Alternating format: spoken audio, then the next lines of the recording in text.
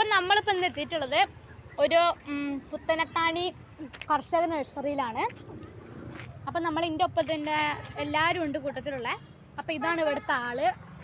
നമസ്കാരം. നമസ്കാരം. അപ്പം എന്തൊക്കെയാണ് ഇവിടെ, എങ്ങനെയാണ് ഈ പ്ലാനിങ്? ചെടികളുണ്ട്. പ്ലാനിങ് ഞാനൊരു കുഞ്ഞു ചെടി വെച്ച് തുടങ്ങിയതാണ്. പിന്നെ നമുക്ക് ഇതിനോട് നമ്മൾ ഇൻട്രസ്റ്റ് തോന്നി കഴിഞ്ഞപ്പോ പിന്നെ എന്നെ വാപ്പനെ സപ്പോർട്ട് ചെയ്തു. സപ്പോർട്ട് ചെയ്ത് കഴിഞ്ഞപ്പോൾ എനിക്ക് നിങ്ങൾ അതിനോട് ഇൻട്രസ്റ്റ് തോന്നി. അങ്ങനെയാണ് ഇതിന്റെ തുടക്കം.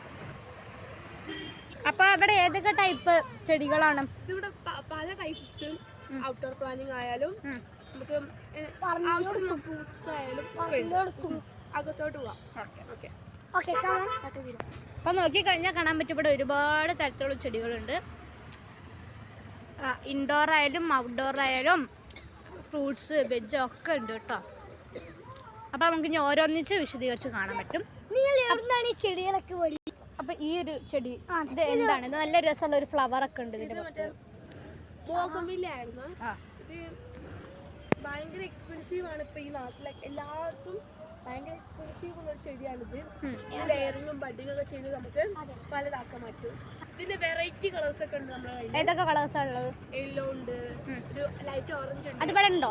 ആ ഉണ്ട്, അവിടെയാണ്. നമുക്ക് പോകുമ്പോ കാണാം. കാണാം.